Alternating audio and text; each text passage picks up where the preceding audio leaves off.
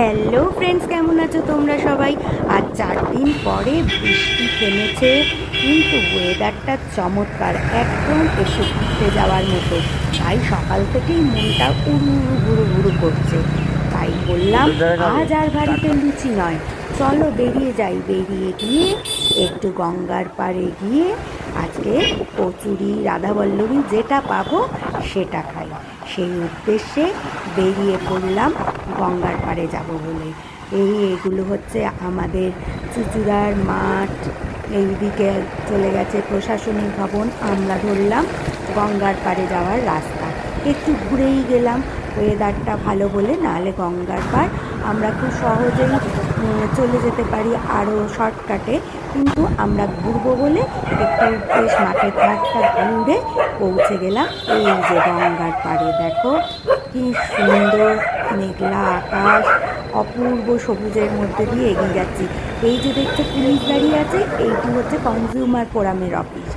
বেশ অপূর্ব লাগছে আকাশটা, দেখো মেঘ আছে, মেঘলা, আর কিন্তু বৃষ্টি নেই, একটা মনোরম পরিবেশ।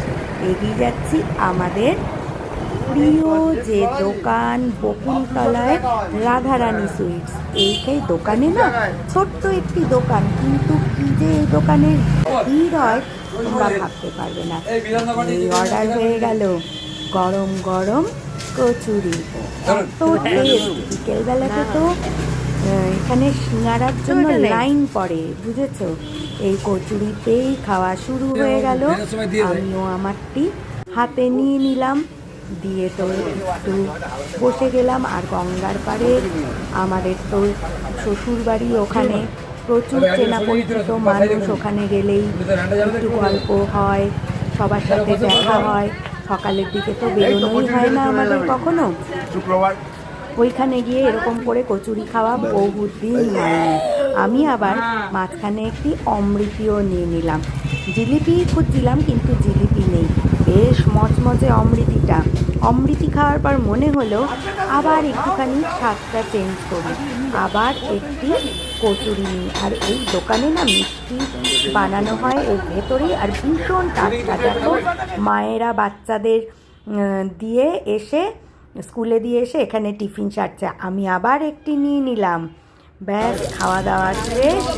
এইবার হাত ধুয়ে আমার সারথিও রেডি হয়ে গেছে। সারথিতে চেপে আবার রওনা দিয়ে দিলাম। আবার সুন্দর গঙ্গার পাড় ধরে দেখতে দেখতে বাড়ির রাস্তা ধরলাম।